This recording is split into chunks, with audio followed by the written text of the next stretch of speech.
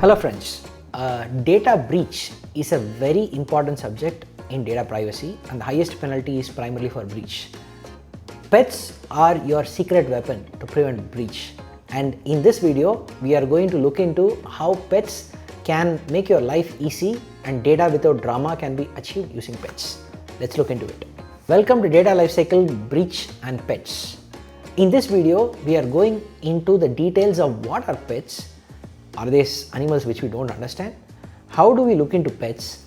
How do we understand the implementational power of pet and how it can unlock data, and what are some of the real life use cases that we can look for while implementing pets. So we'll start with, in the agenda, we'll first start with why, what and how of pets. Then we'll get into the use cases at the DPDP Act level. Then we'll get into across industry use cases. Then we'll get into the industry specific use cases, followed by myths versus reality and key value proposition of pets. First, pets, why, what and how. We are used to security where we protect data at rest and transit, and we look at attributes like confidentiality, integrity and availability. These are the fundamental attributes of security. But the value of data is actually unlocked when the data is in use, and that's where the breach potential is also very high. When you give data to somebody, how do you ensure that the data is not used beyond consent or beyond the purpose for which you gave the data? That is where data in use protection becomes critical, and this cannot be solved by security. And that is what solved by pets, and that is one of the fundamental attributes of pets. So in the traditional security, there is confidentiality, integrity, availability, but in privacy, what you need is dissociatability. It has to, the pet technique should enable you to dissociate the data from an individual while retaining the utility. What level of retention of utility should be there? It should be definable, and what level of dissociatability should be there should also be definable. So a blind masking, while it does not give you the mathematical controls, is not typically considered a pet. So it should be something like k-anonymity, t-closeness or differential privacy, where it is configurable for you to ensure certain level of dissociatability is possible, and from that the output is predictable, and this predictability of utility and dissociatability is manageable. So these three attributes should be present in a pet technology. That is when it becomes pet. So you should be able to configure it, and it should not be 1 or 0, like I encrypt it and then I decrypt it. That is not pet. What is pet is, can I do utility along with the data? For example, can I do addition on encrypted data, for example, which is homomorphic encryption, or can I do differentially private data sharing with differential privacy or epsilon configuration, where you can increase or reduce noise, and thus there is a balance which can be struck between privacy and utility. That is the foundation of pets. So if you can ensure that the dissociatability is configurable. Similarly, predictability, that is the utility which comes along with it, is also predictable, right? It gives predictability of the utility and privacy, and this is configurable in terms of manageability. So you can manage how much of privacy should be protected, and you should be able to manage how much of predictability it gives as an output is fundamental to configuring pets. And what is the level of dissociatability in the process? When you can do all this, and the predictability also ensures like predictability of privacy as an output, this is actual definition of pet, and this is as per the NIST framework. Right, this is from the NIST privacy framework paper from 2020. In terms of DPDP, how does pet help in DPDP is a very interesting topic. So DPDP gives you specific exemption. This is for limited processing, the traditional method where you use data for limited consented process. So here you may not need pets, you need have technical safeguards. This is basically 6.1a. This is encryption and pseudonymization, masking, tokenization kind of techniques, which help you to give data and share data and build insights in its personal form. This is not exempt, and we support these techniques as well to ensure that you are able to use data in its personal form. But the actual value of PET comes when you are able to get exemption for statistical research and archiving purposes in a non-personal format where the dissociatability and predictability and manageability objectives are achieved. So that is where privacy enhancing technologies come in, and this can help you in data sharing, model development, archiving, cross-border transfer, and all forms of continuous processing which are beyond limited consented processing, which is very restrictive and which has very high levels of penalty.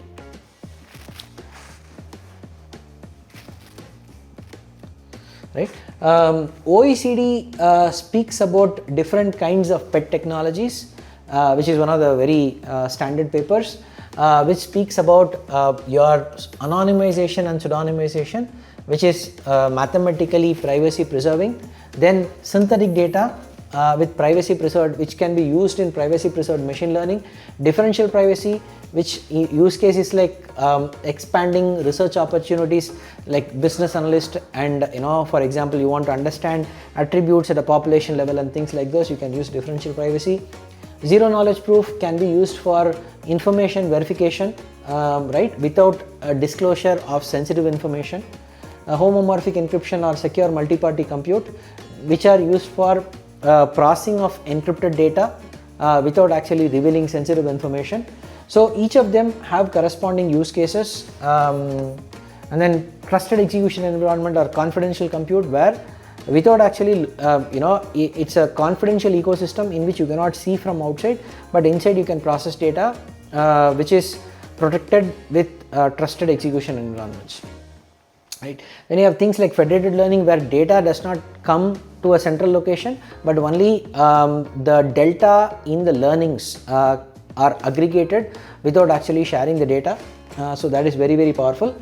And there are data accountability tools which are very different, where you can control it using techniques like threshold secret sharing or threshold cryptography. Right. So these are different kinds of PETs which can be used, and these are grounded in mathematical requirements, and you have proofs which are mathematical in nature. PETs are generally very complex, but actually it's not. If there is a framework to look at PETs, it makes life easier for everybody. So we have come up with a 2x2 matrix for you to look at PETs.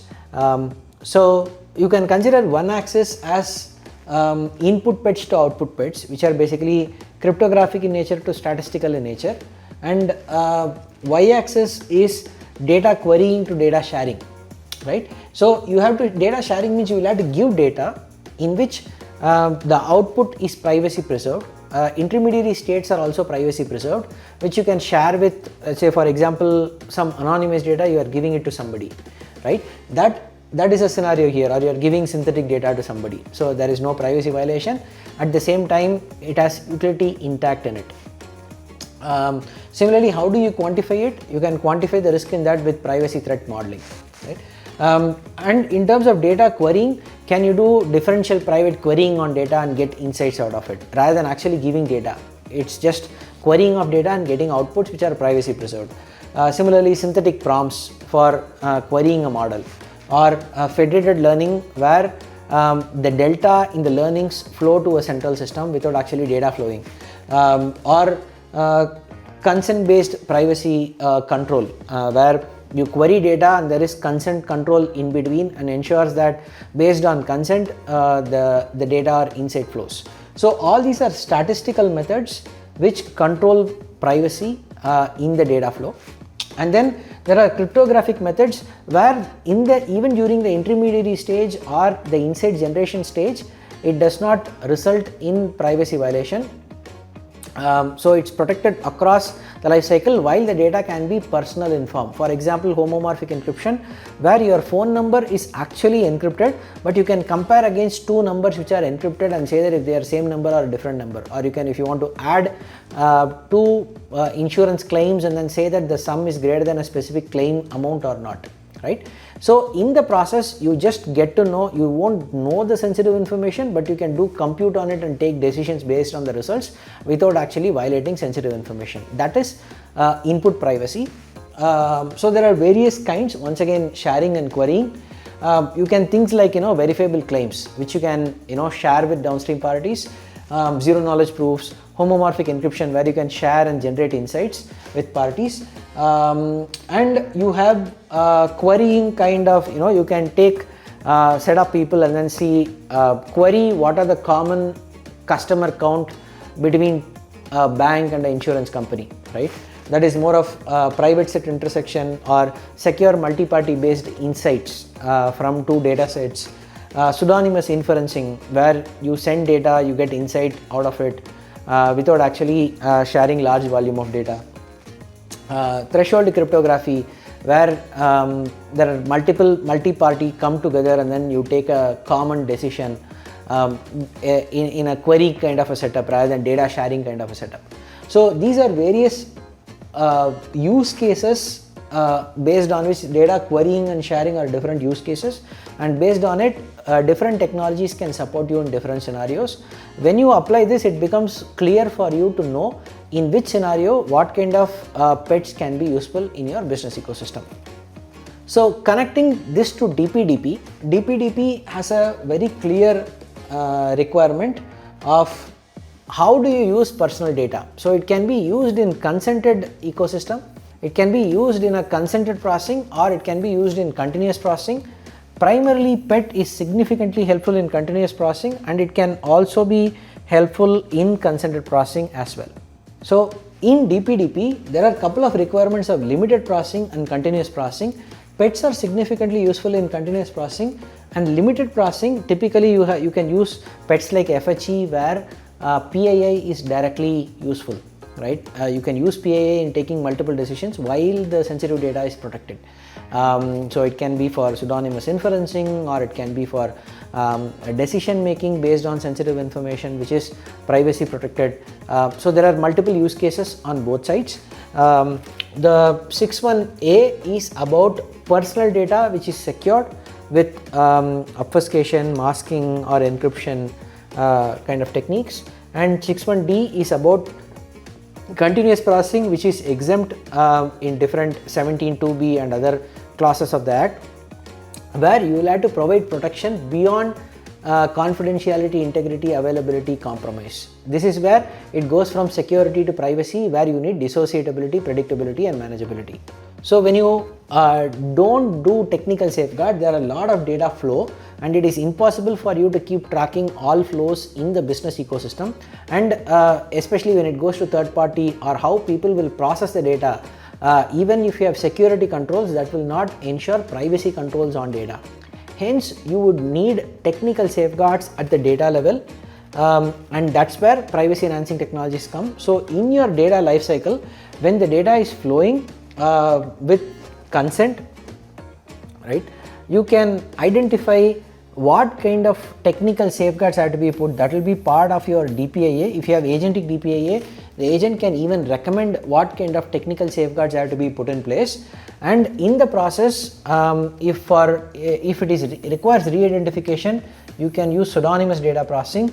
If it is not re-identifiable data processing, then you can use other continuous processing related PETs like synthetic data, differential privacy, k-anonymity, t-closeness in data collaboration. If it is pseudonymized and personal in nature, then you have to ensure that you have something like consent based access control, so that you can control in which scenarios for which purpose the data is being processed, and if it is related to the purpose of processing which is consented by the user. If the user has not consented for that purpose, then that data should not be shared even if it is pseudonymous to a downstream party.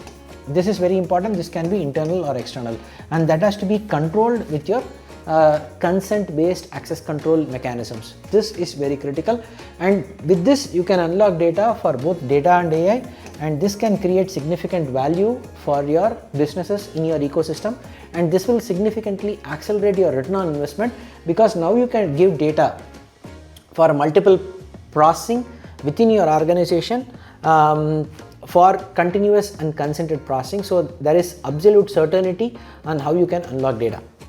So this gives you a very protected data flow across your ecosystem. So even if a data gets breached, if it's a third party data transfer where you are sharing data with a third party ecosystem, even if a data gets breached, it should not result in a personal data breach. It is prevented because, let us say, this is synthetic data, right? The breach would not result in a personal data breach, and thus this will significantly accelerate your organization's ability to unlock data for your enterprise. For example, use cases like, let's say, model training or application development, giving synthetic data for your application development, or giving data, for example, re-identifiable data for, let us say, a call center, third party call center, but it results in a breach.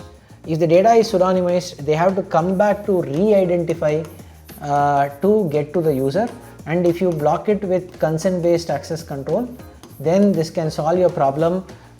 Despite a breach, you can control who can get access to data or not, and this is very different from security controls, because security control cannot connect it back to consent and purpose, while consent based access control can control when the data has to be shared with a downstream party, and how, for example, it can limit human interaction. For example, while a call center agent should not be able to see your phone number, a PBX should be able to get your phone number and make a call without the call center agent seeing their phone number. That should be possible with CBAC and privacy enhancing technologies. So there are very interesting use cases for pets across the business ecosystem. For example, your application team wants data, right? The problem with giving data to application team is that it may be in a UAT environment, and the data may be production data. Giving this is a high risk, and it may not be protected well in a UAT environment, and there are multiple obligations in terms of ISO and other things where you cannot give production data in lower production environment. So if the UAT ecosystem is not secure enough, it may result in breach, which is a problem. So how do you solve this problem? So by using PETs, you can use synthetic data, provide synthetic data with mathematical utility, which will be very similar to your production data, and then ensure that the risk in the data is very minimal. It does not have any personal information in it, while the utility is very similar for application development, and this makes the developer ecosystem also very happy, because they are getting the data which is similar to the original data, and they can build applications without the risk of personal data being handled. This accelerates application development and flow of data, and accelerates application delivery for business with very minimal risk. So this is very, very powerful. This is just one example of PET. Similarly, another example can be consent based campaign to customers. So in the traditional campaign, you collect consent, but consent is not related in any way to the data flow, which is a very, very big risk. These systems are not interconnected, right? And this, despite customer withdrawing the consent, they still receive call, and this will be considered as a breach. How do you solve it? So by connecting consent manager to consent based access control and the data flow, consent basically flows along with the data and enables in controlling the data flow. If user withdraws consent, the call center agent won't be able to see data. Even if they try to exfiltrate data or something, they would not be able to do, right? And this can be like multi-party control as well, where you can ensure that this includes consent which is coming from the user, and the data protection is integrated to the consent and not just simple tokens.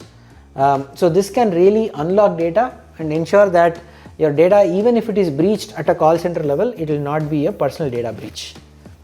Let's say you want to share data with analytics team, a third party analytics team, or even internal team, and the team might not be aware of privacy, consent and other things. They would say that, hey, give me data which is where I don't have any obligation because I don't know what model will learn, right? So in which case you can give synthetic data, or there are higher obligations in terms of, for example, healthcare, insurance, financial requirements, where you can give higher mathematical protections like K anonymity, T closeness, where the utility is also high and protection is also exempted by regulatory obligations. Hence, anonymous data plays a very, very important role in unlocking data, especially in business ecosystems, in terms of analytics, especially in healthcare and other ecosystems. And even if data gets breached, it does not result in a personal data breach. In this scenario, it enables you to unlock data without much risk, right? This is also a very interesting use case of pets. Let's say third party consultant, you are sharing data. He just wants to query data and understand insights, but you are allowing the query to happen from a third party ecosystem or in your ecosystem. But he does not have, the third party consultant does not have permissions to look at personal data. So how do you solve that problem? So let us say if this ecosystem is insecure, a hacker comes in and exfiltrates data, it will become a breach. So how do you solve that problem is by not giving personal data to the third party consultant, putting a differentially private service between the database and the end user, and allowing him to do a similar query, but the insight should be privacy preserved. Now the hacker, irrespective of whatever he does, he will not be able to get any personal data in place. So this is very, very powerful, and this enables you to unlock data with very minimal risks. So this is a good example of PET usage in business ecosystem. And this is in a GenAI ecosystem, that is your employees, irrespective of whatever we say, like it's quite natural for them to directly use and put all sensitive information while sharing with generating insights from OpenAI. It's not their fault. It is very important that we put right guardrails in place and enable them to use cutting edge technologies with right protection in place. So if you put in a protection mechanism like pseudonymous inference inline between the user and the external large language model, the sensitive information like confidential, IP, financial, personal information would be pseudonymized and sent to external large language model, and then the inference will be on similar lines, and the re-identification will happen locally and go to the user. This will accelerate adoption of GenAI in your enterprise with very minimal risk. This is also a very good example of responsible AI, adoption of responsible AI in your organization. So there are a lot of industry specific use cases. For example, in BFSI, you can use synthetic data for loan approval process, right? You can use differential privacy for loan eligibility, fraud detection and tracking. You can use private set intersection, credit history and scoring, right? You can use ZKP zero knowledge proof for credit history and proving their credit scoring. Third party KYCs, you can use ZKP in doing third party KYCs. So there are different use cases and different PET technologies. In BFSI is just an example. Similarly, in healthcare ecosystem for expert grade anonymization, which is a HIPAA requirement, you can use techniques like K anonymity, T closeness and differential privacy. For genomic data analysis, you can do differential privacy. For patient stats, you can do synthetic data while sharing data. For medical IoT, you can do local differential privacy. For health certificate sharing, you can do things like ZKP. So these are some very interesting use cases in the health scenario. For aggregated platforms, for example, you need to understand user behavior in the consumption of things in a aggregated platform. So that can be done using synthetic data. Similarly, on-device learning, right, can be something like federated learning or local differential privacy. This can be helpful. In advertising attributions, right, things like private set intersection or secure multi-party compute can be helpful in attributing things to advertisements without actually violating people's privacy. Personal level advertising, persona level advertising is approved, while personal level advertising may not be appropriate, and persona level advertisement can be achieved with key anonymity, T-closeness and differential privacy. For example, retail and e-commerce, for example, demand forecasting, you can use differential privacy to understand demand forecasting, enable differentially private insight on personal data. For example, personal purchase behavior can be identified through synthetic data, which can be used for model training or other decision making purposes. For surveys and insight sharing from survey, we can use differential privacy. This can be very, very powerful. Loyalty programs and multi-channel loyalty program, understanding the source, etc. It can be secure multi-party compute, where you can say that okay, which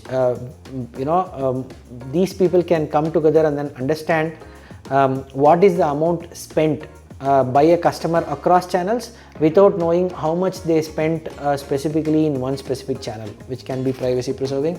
So you can use things like secure multi-party compute. There are use cases in entertainment industry where you can understand the demographic behavior at a demography level rather than at the individual level using differential privacy.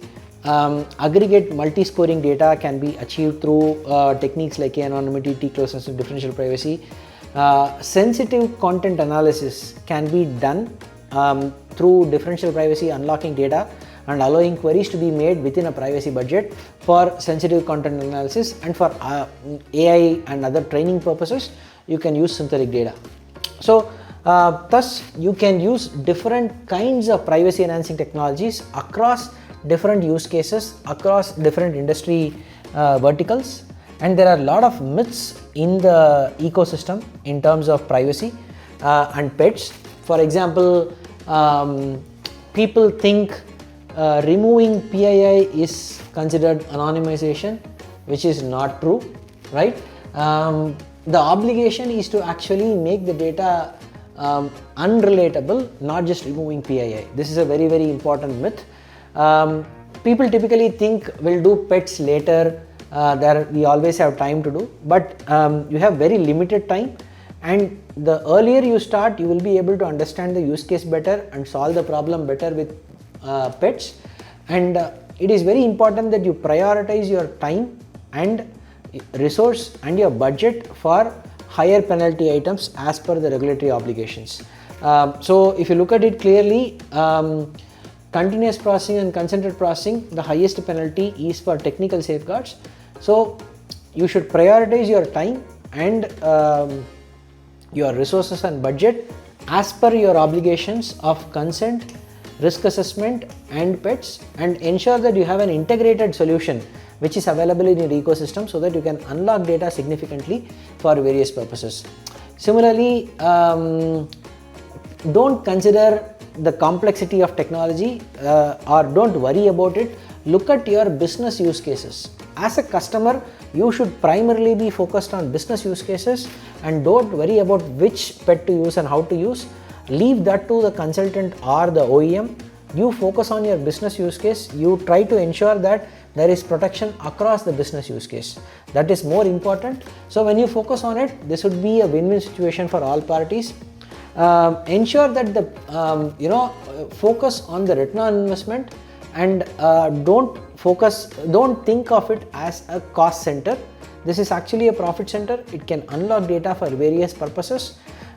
So focus in value creation for your enterprise, and it is not about pricing. Whatever is your budget, prioritize it as per the priorities of the act, rather than trying to ensure that this is only for privacy. So pets is not only for specific scenarios, it is for very simple day-to-day use cases as well, where data cannot be shared without technical safeguards.